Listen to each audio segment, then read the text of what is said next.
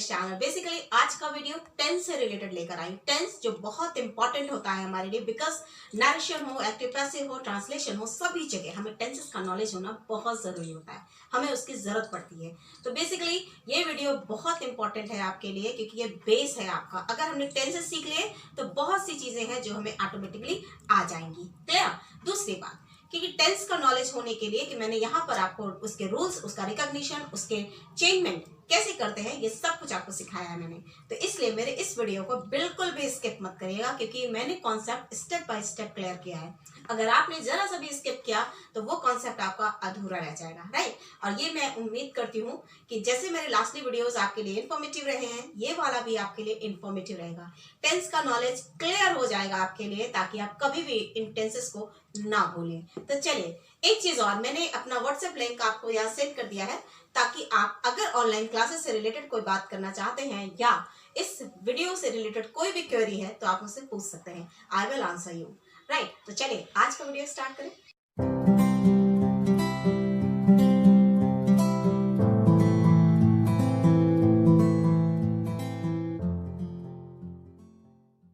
Students, basically आ जाते हैं tenses पर। सबसे पहले तो ये जाने कि टेंस होते क्या है। ये हमें काल बताते हैं, काल यानी समय बताते हैं, राइट। सबसे पहले तो ये हमें समय बताते हैं, ठीक है। दूसरी बात, इसमें कोई ना कोई कार्य किया गया होता है, ठीक है। तो बड़ी सी बात है, इसमें कर्म भी बताया गया होता है, राइट। तो यानी कहने का मतलब है टाइम एंड वर्क, टाइम या वर्क प्लस एक्शन भी कह सकते हैं आप इसे, राइट। यानी टेंस में हमें या तो समय बताया गया होता है और साथ में उसके साथ कोई भी कार्य को बताया गया होता है। तो चलिए बात कर लेते हैं सबसे पहले कि टेंसेस के टाइप्स कितने होते हैं। तो आपको मैं बता दूं कि there are 3 type of tenses. Number 1 past tense, second one is present tense, and the last one is future tense. अब इनकी हिंदी भी देख लेते हैं। पास्ट टेंस यानी जो बीत गया, यानी हमारा भूतकाल जो बीत चुका है, that is our past. Next present tense यानी वर्तमान, आज जो कुछ है, दैट इज प्रेजेंट टेंस, वर्तमान काल, ठीक है, okay. And the last one is future tense यानी भविष्य, भविष्य काल। आई होप इतनी बात क्लियर हो गई है। सबसे पहले तो हमने ये जाना कि टेंसेस क्या होते हैं, जो काल और कर्म को बताते हैं। दूसरी बात, there are 3 type of tenses, past tense, present tense and future tense. Past जिसकी हिंदी है भूतकाल, प्रेजेंट जिसकी हिंदी है वर्तमान काल, और फ्यूचर जिसकी हिंदी है भविष्य काल। शब्दों से ही पता चल जाता है कि ये टेंसेस किसके बारे में बात कर रहे हैं। अब आते हैं बेटा, इसके सब टेंसेस भी होते हैं। वो कौन कौन से होते हैं, चलो उनको देख लेते हैं। स्टूडेंट, ये है हमारे सब टेंसेस, जिसमें है इंडेफिनिट, कॉन्टिन्यूअस, परफेक्ट और परफेक्ट कॉन्टिन्यूअस, राइट। ये सभी टेंसेस के साथ होते हैं, चाहे वो प्रेजेंट हो, चाहे वो पास्ट हो, चाहे वो फ्यूचर हो, राइट। बेसिकली इन सब के ही ये 4 पार्ट्स होते हैं, इंडेफिनिट, कॉन्टिन्यूअस, परफेक्ट और परफेक्ट कॉन्टिन्यूअस। क्लियर हो गई मेरी बात? तो चलिए एक एक करके अब स्टेप बाय स्टेप इनको सीख लेते हैं। स्टूडेंट्स, सबसे पहले बात कर लेते हैं प्रेजेंट इंडेफिनिट टेंस की। यानी सब ये तो हमें पता चल गया था कि भाई प्रेजेंट क्या होता है, वर्तमान है, क्लियर। लेकिन ये इंडेफिनिट क्या है? इंडेफिनिट को बेटा मैंने आपको आर्टिकल में भी सिखाया था कि 2 पार्ट होते हैं भाई हमारे पास। एक होता है हमारा डेफिनिट और दूसरा होता है हमारा इनडेफिनिट, राइट। तो इनडेफिनिट, डेफिनिट क्या होता है, जिसके प्रति हम कंफर्म होते हैं, हमें 100% श्योरिटी रहती है कि भाई हाँ ऐसी पर्टिकुलर बात है, राइट। लेकिन इनडेफिनिट में हम नॉट कंफर्म होते हैं, नॉट श्योर होते हैं कि ऐसा है भी या नहीं। We are not confirm about something या पर्टिकुलर थिंग, क्लियर। तो डेफिनिट क्या है, कंफर्म होना, और इनडेफिनिट कंफर्म ना होना। तो यहाँ हम बात करेंगे प्रेजेंट इंडेफिनिट टेंस की, यानी कैसे पार्ट की, जिस वर्तमान में तो हो रहा है, बट वो हो रहा है, हो चुका है या हुआ था, we are not confirm about that, ठीक है। तो चलिए पढ़ते हैं प्रेजेंट इंडेफिनिट टेंस के रूल को और उसकी पहचान को। इसकी पहचान क्या होती है, पहले जी प्रेजेंट इंडेफिनिट टेंस की पहचान क्या होती है। तो बेटा याद रखिएगा, एंडिंग में उसमें लिखा होता है, उस जो भी पर्टिकुलर सेंटेंस होता है उसमें लास्ट में ता है, ती है या ते है लिखा होगा, राइट। ये हो गई हमारी हिंदी में उसकी पहचान। क्लियर। अब आते हैं रूल पे। इसका रूल यानी इसका नियम कैसे बनता है, तो सबसे पहले याद रखिए हमें कर्ता हमेशा सबसे पहले लगाना होता है, यानी सब्जेक्ट लगाना होता है सबसे पहले। क्लियर। फिर वर्ब की first form, then object. Clear. Subject और ऑब्जेक्ट के बारे में पहले भी समझा चुकी हूँ। ये है कर्ता, राइट, ये हमारा ऑब्जेक्ट। क्लियर। दूसरी बात, जब भी, लेकिन इसमें एक चीज की प्रॉब्लम आ जाती है क्योंकि हमें पता है कि वर्ब की फर्स्ट फॉर्म लिखनी है। अब आप हमें ये सोचिए वर्ब की फर्स्ट फॉर्म क्या होती है। जैसे ये लिखा है गो, वेंट, गॉन, ये क्या लिखा है, go, went, gone. This is the form of verb, this is the form of verb. Verb क्या है, क्रिया। वर्ब क्या है, क्रिया, राइट। तो एक ये फर्स्ट फॉर्म है, वर्ब की फर्स्ट फॉर्म है, ये सेकेंड है और ये है थर्ड। तो ये तो आपको याद ही करनी पड़ेगी। You have to remember all the verb formation. Clear. जब आप वर्ब फॉर्मेशन क्लियर कर लेंगे, उन्हें लर्न कर लेंगे अच्छे से, तो ही आप इस टेंस को बना पाएंगे। क्योंकि जब हमें पर्टिकुलरली वर्ब की इंग्लिश ही नहीं पता होगी तो हम कैसे काम करेंगे। क्लियर। तो आपको वर्ब फॉर्मेशन लर्न करनी ही होगी, ठीक है। तो मैंने आपको बता दिया कि वर्ब की फर्स्ट फॉर्म में क्या आएगा, सेकंड फॉर्म में क्या आएगा, थर्ड फॉर्म में आएगा। तो बेटा ये यहाँ पर जाना है, आना है, खाना है, पीना है, सोना है, मतलब बहुत सारी वर्ब्स होती हैं। जितनी भी वर्ब्स होती हैं उन्हें आपको लर्न करना है और इस तरह करते करते आपको अपना वोकैब बढ़ाना है। क्योंकि जब तक हम अपनी इंग्लिश का वोकैब नहीं बढ़ाएंगे तो बेटा इंग्लिश करना मुश्किल हो जाएगा, ठीक है। तो आप वर्ब को बढ़ाइए। चलिए बात कर लेते हैं यहाँ पर कि जब भी वर्ब की फर्स्ट फॉर्म होती है उसके साथ एक चीज और होती है कि आपको एस या ईएस का प्रयोग करना होता है। किसके साथ, वर्ब की फर्स्ट फॉर्म के साथ, ठीक है। अब आप बोलेंगे कि मैम कि एस और ईएस कहाँ लगा दे, सभी चीजों के साथ लगा दे क्या, सभी सब्जेक्ट के साथ लगा दे क्या, तो आंसर है नहीं। किन के साथ लगाना है, तो मैं आपको बता दूं कि जब हमारा सब्जेक्ट सिंगुलर में हो, जब हमारा सब्जेक्ट सिंगुलर में हो, सिंगुलर समझते हैं ना, सिंगुलर मैंने समझाया था, सिंगुलर यानी एक वचन, यानी कोई पर्टिकुलर एक व्यक्ति। अगर आपके पास प्रेजेंट इंडेफिनिट में सब्जेक्ट एक वचन है, कोई भी एक व्यक्ति है, तो ही आप वर्ब के साथ एस और ईएस का प्रयोग करेंगे। You have to use S और ES with the singular subject. Clear हो गई मेरी बात, ओके। अगर यहाँ पर सब्जेक्ट प्लूरल होगा तो आप यहाँ पर इनका प्रयोग नहीं करेंगे। क्लियर। यानी एस और ईएस वर्ब के साथ तभी लगेगा जब हमारा सब्जेक्ट सिंगुलर होगा, लेकिन अगर हमारा सब्जेक्ट प्लूरल है तो हम इस एस और ईएस का प्रयोग नहीं करेंगे। We will not use S और ES with plural subject. Get it, okay. चलिए बात कर लेते हैं इनके एक एक एग्जाम्पल्स की, right. These are the examples of present indefinite, right? आप इस बात को तो मानते ही है ना कि टेंसेस में भी सेंटेंस होते हैं, राइट? ये भी एक वाक्य होते हैं और मैंने सेंटेंसेस के पार्ट में आपको बताया है कि how many tenses we have, right? उस वाले वीडियो का लिंक भी मैंने अपने डिस्क्रिप्शन बॉक्स में डाल दिया है और अगर आपको वाक्य के बारे में जानना है तो आप वहां से जाकर उसे चेक कर सकते हैं, ठीक है। तो चलिए आपकी बात कर लेते हैं सबसे पहले इन अफर्मेटिव सेंटेंसेस की कि ये प्रेजेंट इंडेफिनिट के अफर्मेटिव कैसे बनते हैं। क्लियर, चेक आते हैं। सबसे पहले हमारे पास वाक्य लिखा है राम विद्यालय जाता है। तो एक बात तो क्लियर हो गई ना, मैंने अभी आपको समझाया था कि जब भी प्रेजेंट इंडेफिनिट टेंस होगा तो उसके अंत में ता है या ती है या ते है जरूर होगा।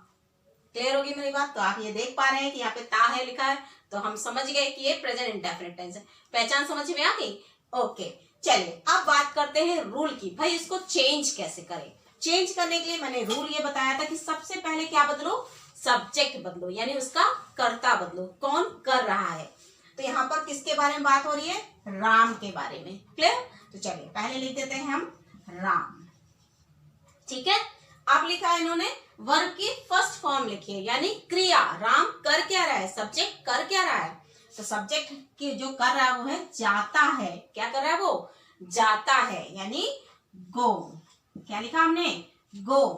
अब एक चीज और सिखाई थी आपको बेटा कि अगर हमारे टेंस में सब्जेक्ट सिंगुलर हो, सब्जेक्ट क्या हो, सिंगुलर हो, तो हमारी वर्ब के साथ एस और ईएस का प्रयोग होगा। ये बात याद रखिएगा, यहीं से दिक्कत हो जाती है, यहीं से बच्चे गलत कर देते हैं। अब हमने देखा सब्जेक्ट कौन है, राम। राम कौन है, सिंगुलर। सिंगुलर होने की वजह से हमने यहाँ यूज किया राम गोज, राइट। अब कहाँ जाता है, यानी ऑब्जेक्ट कहाँ से रिलेट करता है, to the school, to the school और फुल स्टॉप, क्योंकि ये अफर्मेटिव सेंटेंस है। क्लियर होगी मेरी बात। तो ये हुआ हमारा पहला वाक्य। अब आते हैं सेकंड सेंटेंस पे। राधा भोजन पकाती है। सबसे पहले तो यही सीखना है हमें कि भैया पहचाने कैसे। मैंने आपको पहले बताया है कि पहचान इस सेंटेंस की यही होती है कि यहाँ पर अंत में ता है, ती है आता है, राइट। तो ये देखिए आप यहाँ पे लिखा है ती है, तो ऑब्वियस सी बात है ये कौन सा टेंस है, प्रेजेंट इंडेफिनिट टेंस। चलिए बेटा चेंज करते हैं इसको। तो याद रखिए सबसे पहले चेंज करना है हमें सब्जेक्ट को। सब्जेक्ट यानी किसी कर्ता को। कर्ता कौन होता है, डूअर कौन होता है, जो किसी कार्य को करता है, राइट। तो वो होता है हमारा सब्जेक्ट, जो किसी भी कार्य को करता है, दैट वन इज सब्जेक्ट यानी कर्ता। क्लियर। तो सबसे पहले क्या लिखना है, कर्ता। तो यहाँ पर कर्ता कौन है, राधा। ओके अब राधा करती क्या है, यानी वर्ब क्या है। रूल के अकॉर्डिंग सबसे पहले हमें लिखना है सब्जेक्ट के बाद वर्ब। वर्ब क्या है, पकाती है। पकाती की इंग्लिश क्या होती है, कुक। ठीक है, ये बेटा लर्न करना पड़ेगा आपको ना, you have to learn all these things. ठीक है, तो लिखा हमने कुक। अब एक चीज सीखो कि क्या यहाँ एस लगेगा या नहीं लगेगा। तो देखो ये कौन है, सिंगुलर। राधा कौन है, सिंगुलर सब्जेक्ट, दैट्स व्हाई यहाँ हम यहाँ यूज करेंगे कुक्स। राधा कुक्स फूड, क्या पकाती है, फूड। ये आपका सेंटेंस क्लियर हो गया। ठीक है हमारा। हम पाठ याद करते हैं। अब क्या आ गया, ते हैं। क्या आ गया, ते हैं। ठीक है, तो प्रेजेंट इंडेफिनिट टेंस। ठीक, अब सबसे पहले रूल के अकॉर्डिंग सब्जेक्ट वी। हम की इंग्लिश क्या होती है, वी। ठीक है, यानी हम क्या होता है, हमेशा प्लूरल में जाता है, यानी बहुवचन में जाता है। क्लियर। तो वी क्या करते हैं, याद करते हैं। सब्जेक्ट के बाद क्या लगाना है, वर्ब की फर्स्ट फॉर्म। तो लर्न करना, लर्न। अब बताओ इसमें एस और यस लगेगा या नहीं, नहीं लगेगा। वजह, क्योंकि ये हमारा सब्जेक्ट प्लूरल है, ना कि सिंगुलर। क्लियर। यानी वी लर्न, क्या लर्न करते हैं, lesson. We learn a lesson. ठीक है, हम क्या लर्न करते हैं, लेसन। क्लियर होगी मेरी बात, बिल्कुल कोई डाउट नहीं है। अच्छा चलिए आगे। तुम फल खाते हो, फिर से आ गया ते हो। ठीक है, फिर से आ गया ते हो, तो प्रेजेंट इंडेफिनिट टेंस। रूल के अकॉर्डिंग चले, सबसे पहले सब्जेक्ट ढूंढे। सब्जेक्ट है तुम, और आप ये जानते हैं स्टूडेंट्स कि यू प्लूरल होता है इंग्लिश में, राइट। यू हमेशा प्लूरल होता है। तो यू क्या करता है, खाता है, तो ईट। अब यहाँ एस लगेगा, नहीं लगेगा। वजह, क्योंकि यू के साथ एस या यस नहीं लग सकता, क्योंकि ये प्लूरल है, ये सब्जेक्ट प्लूरल है। Okay, you eat fruits, right, that is enough. Okay, ये है हमारा अफर्मेटिव पार्ट। ठीक है स्टूडेंट्स, ये हमारा अफर्मेटिव पार्ट, यानी कि अफर्मेटिव के सेंटेंसेस हमें कैसे बनाने हैं, उनका रूल मैंने आपको समझाया और इनकी पहचान भी आपको समझाई। अब चलते हैं नेगेटिव पे, बात करते हैं नेगेटिव की, right. Negative sentences present indefinite में कैसे बनते हैं। तो एक चीज तो हमें पता ही चल गई, क्योंकि नेगेटिव वर्ड बोला, नेगेटिव मतलब नहीं, मतलब ना, राइट। तो यानी एक बात तो कंफर्म है कि भाई इसमें नहीं यानी कि नॉट लिखना कंपल्सरी हो जाएगा। क्लियर हो गई मेरी बात। चलिए अब इसके रूल को समझ लेते हैं। तो रूल, सबसे पहले सब्जेक्ट एज यूजुअल, क्योंकि मैंने आपको बताया डूअर सबसे पहले लगता है, कर्ता सबसे पहले लगता है। अब बात आ जाती है बेटा, इसमें एक चीज ऐड हो गई, हेल्पिंग वर्ब। इन्हें हम क्या कहते हैं, हेल्पिंग वर्ब, यानी सहायक क्रिया। ठीक है, अब सहायक क्रिया में लगेगा डू ऑब्लिक डज। क्या लगाया मैंने, डू ऑब्लिक डज, यानी ये दोनों नहीं लग सकते, पर्टिकुलर कोई एक ही वर्ड यूज होगा जिसमें से या तो डू या तो डज। इसे मैं अभी समझाती हूँ। ठीक है, प्लस नॉट, यानी जैसे ही हमने डू या डज लगाया उसके साथ नॉट लगाना है। देन वर्ब की first form, then object. Similar, सब सेम रहेगा, बस ये चीजें ऐड हो जाएंगी। वजह, क्योंकि ये नेगेटिव सेंटेंस है। क्लियर होगी मेरी बात। चलिए अब इनको क्लियर कर लेते हैं कि भाई डू कहाँ लगना है, डस कहाँ लगना है। तो बात कर लेते हैं डस की। तो डस हमेशा सिंगुलर सब्जेक्ट के साथ लगेगा। क्लियर, सिंगुलर सब्जेक्ट, जबकि डू का यूज हमेशा प्लूरल सब्जेक्ट के साथ होगा। Clear, okay. Does with singular यानी एक वचन के साथ, जबकि डू प्लूरल के साथ। एक और बात, जो बहुत जरूरी है। बच्चे फिर कंफ्यूज हो जाते हैं कि मैम अभी तो आपने वहां पर समझाया था कि वर्ब के साथ एस और ईएस भी लगाते हैं, तो ऑब्वियस सी बात है यहाँ पर भी हम एस और ईएस लगाएंगे क्योंकि सब्जेक्ट हमारा फर्स्ट फॉर्म है, सॉरी फर्स्ट पर्सन है यानी सिंगुलर है। ठीक है, चलिए अब मैं बता देती हूँ क्योंकि यहाँ ऑलरेडी ईएस को यूज किया हुआ है। देख रहे हैं आप डस में कि इसने ऑलरेडी ईएस को यूज किया हुआ है, इसीलिए वर्ब के साथ एस या ईएस का यूज नहीं होगा। क्लियर? फिर से नेगेटिव का रूल समझ लो, कोई डाउट नहीं होना चाहिए आपकी माइंड में। सबसे पहले सब्जेक्ट, फिर हेल्पिंग वर्ब डू या डस प्लस नॉट, नॉट कंपल्सरी है क्योंकि ये नेगेटिव सेंटेंस है, प्लस प्लस ऑब्जेक्ट। क्लियर? तो कुछ एग्जाम्पल से देख लेते हैं तो थोड़ा सा इजी हो जाएगा समझना। ठीक है, तो ये आपके एग्जाम्पल्स है, देख लेते हैं इनको फिर से। रोहन प्रश्न नहीं पूछता है। ठीक है, एक बात तो हो गई, नहीं लगा है तो बनी सी बात है नेगेटिव है। दूसरी बात ता है लगा है तो प्रेजेंट इंडेफिनिट है। ठीक है, तो चलिए बना लेते हैं रूल के अकॉर्डिंग। सबसे पहले क्या लगाए? सब्जेक्ट। सब्जेक्ट कौन है? रोहन। ठीक है, तो यहां हमने लगाया रोहन। राइट, अब रूल के अकॉर्डिंग डू या डस लगाओ। तो डू और डस कहाँ लगाना है? अगर हमारा सब्जेक्ट सिंगुलर है तो डस, और अगर हमारा सब्जेक्ट प्लूरल है तो डू। तो रोहन क्या है? सिंगुलर यानी एक वचन, तो क्या लगाए? डस। Right, Rohan does. अब नेगेटिव यानी नॉट, अब क्रिया यानी वर्ब, क्या? पूछता है। पूछना यानी ask. Rohan does not ask, क्या नहीं पूछता? प्रश्न यानी क्वेश्चन। आई होप ये बिल्कुल सेंटेंस क्लियर हो गया होगा आपको कि कैसे बनाया है मैंने। ठीक है, चलिए नेक्स्ट, तुम झूठ नहीं बोलते हो। तो सबसे पहले सब्जेक्ट। सब्जेक्ट कौन है यहाँ पर? तुम यानी यू। यू। अब स्टूडेंट्स इसमें क्या लगेगा? डस या डू? ऑब्वियस सी बात है डू, क्योंकि मैंने अभी आपको समझाया यू हमेशा प्लूरल होता है, प्लूरल के साथ हमेशा लगाते हैं डू। तो क्या लगाएं? यू डू नॉट, क्या नहीं करता भाई? झूठ नहीं बोलता है। तो बोलने के लिए tell, you do not tell a lie, झूठ नहीं बोलता, और झूठ बोलना भी नहीं चाहिए। राइट, चलिए, वह पुस्तकें नहीं खरीदता है। वह पुस्तकें नहीं खरीदता है। वह यानी सिंगुलर यानी ही लगा है तो डज नॉट। क्या नहीं करता है? बाय। क्रिया क्या है? बाय। क्या नहीं खरीदता है? पुस्तकें यानी books. I hope these things are very clear to all of you guys. Right. तो सबसे पहले हमने सीख लिया कि भाई नेगेटिव के सेंटेंस कैसे बनते हैं, उनका रूल कैसे बनता है, कहाँ हमें डू लगाना है, कहाँ हमें डज लगाना है। क्लियर? प्रेजेंट इंडेफिनिट में एक बात कंफर्म होती है कि हमारे पास वर्ब की हमेशा फर्स्ट फॉर्म ही यूज होती है। Clear? You have to learn the verb बेटा। अगर लर्न नहीं करेंगे तो ये सब क्लियर नहीं होगा। तो चलिए अब इसके अगले पार्ट यानी कि इंट्रोगेटिव पार्ट पर चलते हैं। तो स्टूडेंट्स आ जाते हैं इंट्रोगेटिव के पार्ट पर। इंट्रोगेटिव का मतलब ये होता है प्रश्न। क्या मतलब होता है इसका? प्रश्न। राइट बेटा। दूसरी बात, इसकी पहचान हमेशा होती है क्वेश्चन मार्क यानी साइन ऑफ इंट्रोगेशन यानी प्रश्न चिन्ह। अगर प्रश्न चिन्ह यानी साइन ऑफ इंट्रोगेशन लगा है तो मान के चलिए ये वाक्य कैसा है? हमारा इंट्रोगेटिव है। राइट, तो चलिए आप पढ़ लेते हैं इंट्रोगेटिव को कैसे बनाते हैं प्रेजेंट इंडेफिनिट में। सबसे पहले ये जान लें कि ये रूल पढ़ने से पहले मैं आपको बता दूं कि इंट्रोगेटिव सेंटेंसेस जो होते हैं ये दो तरह से बनते हैं। ठीक है, एक बनता है आपका WHS वर्ड से, जिन्हें हम क्वेश्चन वर्ड्स भी कहते हैं।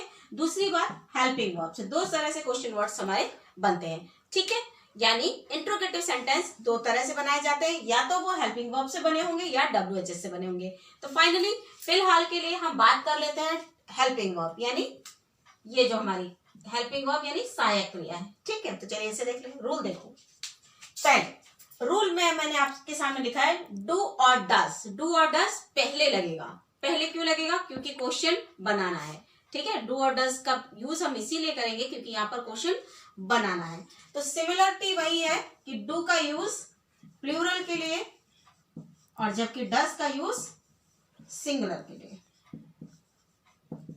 सिमिलर, कोई चेंज नहीं। क्लियर? चलिए बना के देख लेते हैं इसको, कुछ एग्जाम्पल्स के साथ इन्हें चेक कर लेते हैं। एग्जाम्पल्स, क्या वे पत्र लिखते हैं? अब आपने देखा पहली बात, हेल्पिंग वर्ब से जब भी वाक्य बनेगा, जब भी सेंटेंस बनेगा तो उसमें क्या शब्द पहले लिखा होगा। क्लियर है? ओके, चलिए चेंज कर लेते हैं रूल के अकॉर्डिंग। क्या वे पत्र लिखते हैं? पत्र लिखते हैं। वे यानी दे, यानी बहुवचन, यानी प्लूरल। अब प्लूरल है तो क्या लगेगा, डू या डस? ऑब्वियस सी बात है, डू लगेगा। डू यानी और फिर सब्जेक्ट यानी कि दे, फिर वर्ब की फर्स्ट फॉर्म यानी लिखना, इज राइट। क्या लिखते हैं? पत्र। Do they write letter. और साथ में क्या लगाना है? Sign of interrogation. तो ही हमारा सेंटेंस ट्रू होगा, तभी हमारा सेंटेंस करेक्ट होगा। नेक्स्ट, क्या तुम उत्तर देते हो? सबसे पहले तो ये देख लीजिए सब्जेक्ट कौन है। सब्जेक्ट है हमारा तुम यानी यू, और यू इंग्लिश में हमेशा प्लूरल होता है। तो क्योंकि ये प्लूरल है इसलिए हमारे साथ डू लगेगा, राइट। तो डू यू, अब क्या करता है यू? उत्तर देता है। Do you give answer, right. और साथ में एक चीज जरूर लगनी है, that is sine of interrogation, यानी क्वेश्चन मार्क जरूर लगना है क्योंकि ये क्वेश्चन इंट्रोगेटिव है। ओके, क्या वह सामान लाता है? लाता है से ही पता चलता है कि ये सिंगुलर है। क्या है? सिंगुलर है। तो ऑब्वियस सी बात है, स्टार्ट करेंगे हम। डज ही, लाने की English bring, does he bring goods, ठीक है।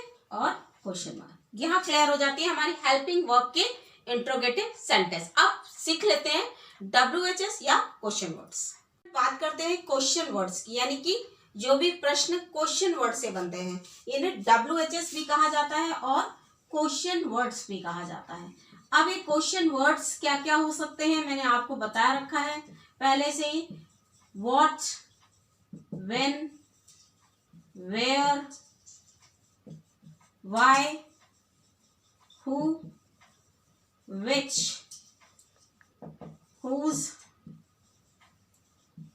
whom, right, और how much, clear, how much, ये है हमारे क्वेश्चन वर्ड, जिन्हें हम क्वेश्चन वर्ड्स भी कहते हैं, जिन्हें हम WHS के नाम से भी जानते हैं। इतनी बात क्लियर हो गई। चलिए बात कर लेते हैं कि अब इसके रूल को कैसे बनाएं, लेकिन इसकी पहचान आप समझ लीजिए हिंदी में कैसे होगी, क्योंकि आप कंफ्यूज हो जाएंगे कहां पर हम हेल्पिंग वर्ब से क्वेश्चन बनाएं, कहां पे हम WHS से क्वेश्चन बनाएं, राइट। तो आप हमेशा याद रखिए, अगर हेल्पिंग वर्ब से वो सेंटेंस बना है तो उसमें क्या शब्द पहले लगा होगा, क्लियर। दूसरी बात, जब WHS से क्वेश्चन बना होगा तो उसमें हिंदी में ये पर्टिकुलर शब्द, क्वेश्चन वर्ड का जो शब्द है वो मिडल में कहीं लगा होगा, क्लियर। चलिए इसको एग्जांपल से समझ लेते हैं। सो स्टूडेंट्स, अब आ जाते हैं WHS के वर्ड्स पे, ठीक है। मैंने अभी आपको समझा दिया कि WHS क्या होते हैं, ठीक है। लेकिन एक बात और बताती चलूं कि बच्चे कंफ्यूज हो जाते हैं कि मैम ये क्या से बने वाले शब्द या मिडल वाले शब्दों में क्या अंतर है। तो आपको मैं बता दूं कि जब भी WHS से बने हुए क्वेश्चंस आएंगे, WHS यानी क्वेश्चन वर्ड से बने हुए पर्टिकुलर सेंटेंस आएंगे, तो उनमें हमेशा मिडल में वो वर्ड लिखे रहेंगे, जबकि हेल्पिंग वर्ब से बने हुए सेंटेंसेस में क्या शब्द सबसे पहले लगा रहेगा, जहां आपको स्टार्ट करना है डू और डज से। क्लियर होगी मेरी बात। तो चलिए इसके सेंटेंस को एक बार देख लेते हैं। तुम क्या करते हो, देख रहे हैं आप, ये बीच में आ रहा है। तुम क्या करते हो? सोहन कहाँ रहता है? वह विद्यालय कैसे जाता है? ठीक है। तो चलिए एक बार रूल चेक कर ले, कुछ भी दिक्कत नहीं है, बिल्कुल सिमिलरिटी है। बस सिर्फ इतना है कि WHS यानी कि कोई भी जो पर्टिकुलर क्वेश्चन यूज हो रहा है, वो वर्ड यूज हो रहा है, उसको सबसे पहले लगा देना है। उसके बाद डू या डज को, फिर सब्जेक्ट, फिर वर्ब की फर्स्ट फॉर्म और ऑब्जेक्ट, और जो सबसे last, it is very important, question mark, ये जरूर लगाना है। डू और डज मैं पहले भी क्लियर कर चुकी हूँ कि डू आएगा प्लूरल के लिए, जबकि डज आएगा हमारा सिंगुलर के लिए। क्लियर है? सिंगुलर के लिए। ओके, चलिए कर लेते हैं सेंटेंस को। तुम क्या करते हो? तुम क्या करते हो? तो सबसे पहले वर्ड क्या पकड़ा हमने? क्या। क्या यानी व्हाट। अब तुम है सब्जेक्ट कौन है? तुम है, तो तुम कौन है? प्लूरल, इसलिए क्या लगाएं? What do you. अब ये करते हैं, व्हाट डू यू डू, यानी डू क्या होता है? करने का इंग्लिश वर्ब डू, ठीक है। What do you do. Okay, next, Sohan कहाँ रहता है? तो सबसे पहले वर्ड क्या है? वेयर। वेयर। अब सोहन यानी क्योंकि सिंगुलर है सोहन, इसलिए लगेगा यहाँ पर डज। Where does Sohan. अब सोहन का क्या रहता है? रहने की इंग्लिश लिव और साथ में question mark. And the last one, सबसे आखिरी वाला देख लेते हैं।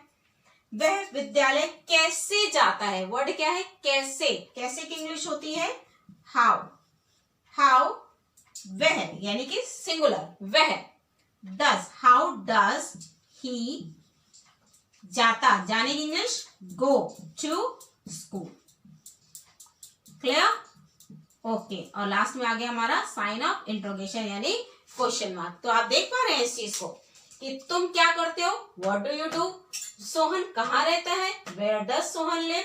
लास्ट वन, वह विद्यालय कैसे जाता है, how does he go to school. तो ये हो गया हमारा इंट्रोगेटिव सेंटेंस जो कि WH से बने हुए सेंटेंस के साथ होता है। तो इसका एक क्विक रिवीजन कर लेते हैं, ठीक है। तो समझ लेते हैं एक बार फिर से कि हमारा प्रेजेंट इंडेफिनिट कैसे वर्क करता है, इसे कैसे चेंज करते हैं। क्लियर? तो सबसे पहला सेंटेंस है वह मुझसे बात करता है। राइट, वह मुझसे बात करता है यानी ही। बात करना यानी टॉक, ही टॉक। लेकिन क्योंकि ये सिंगुलर है इसलिए वर्ब के साथ S. He talks to me, वो मुझसे बात करता है। क्लियर? अब आते हैं नेगेटिव। नेगेटिव में क्या सिखाया है, do does plus not. Okay, वह मुझसे बात नहीं करता है क्योंकि वह सिंगुलर है इसलिए क्या लगेगा, डू या does, does of course. Okay, he does not talk to me, talk to me. Clear?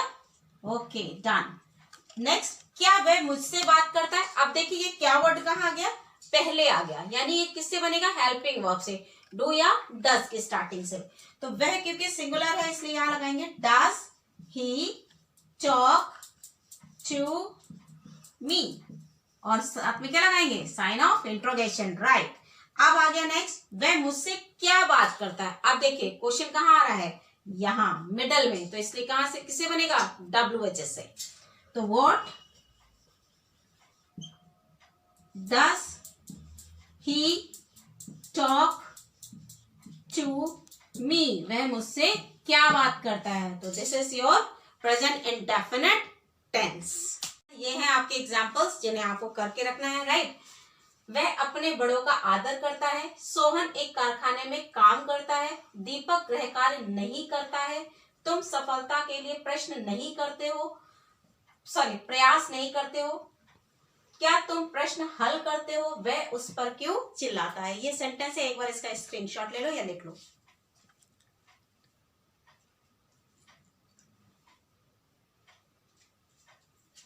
I hope आपने इसका स्क्रीनशॉट ले लिया होगा। तो बेटा इसको आपको घर पे करना है। दूसरी बात, इसी से रिलेटेड, इससे संबंधित और भी आपको सेंटेंस बनाने, अपने आप से वाक्य बनाने हैं और उनको चेंज करना है। इससे क्या होगा, आपकी प्रैक्टिस होगी और आपको रूल बिल्कुल क्लियर हो जाएगा। एक बात मैं हमेशा कहती हूँ, practice makes a man perfect. Practice जितनी ज्यादा करोगे उतना ज्यादा अच्छे से आएगा। तो इस तरह के कई सेंटेंसेस आपको बनाने हैं और इन्हें कंप्लीट करना है। आई होप आपको मेरा ये वीडियो भी अच्छा लगा होगा। ये आपके लिए जरूर इन्फॉर्मेटिव रहा होगा। आपने इससे जरूर कुछ सीखा होगा और अगर आपने इससे कुछ सीखा है तो मेरे इस वीडियो को लाइक करिए, ज्यादा से ज्यादा अपने फ्रेंड्स के साथ शेयर करिए और अगर आप मेरे इस चैनल पर नए हैं तो सब्सक्राइब करिए, साथ में लगा हुआ बेल आइकन प्रेस करिए ताकि मेरे वीडियोस की सबसे पहली नोटिफिकेशन आप तक पहुंचे। दूसरी बात, अगर कोई क्वेरी हो तो मैंने व्हाट्सएप लिंक दे दिया है, आप मुझे उसमें जाकर पूछ सकते हैं। लेकिन इसमें रिलेटेड कोई क्वेश्चंस हो या ऑनलाइन स्टडी के लिए भी आप मुझसे बात कर सकते हैं। Thank you and have a nice day.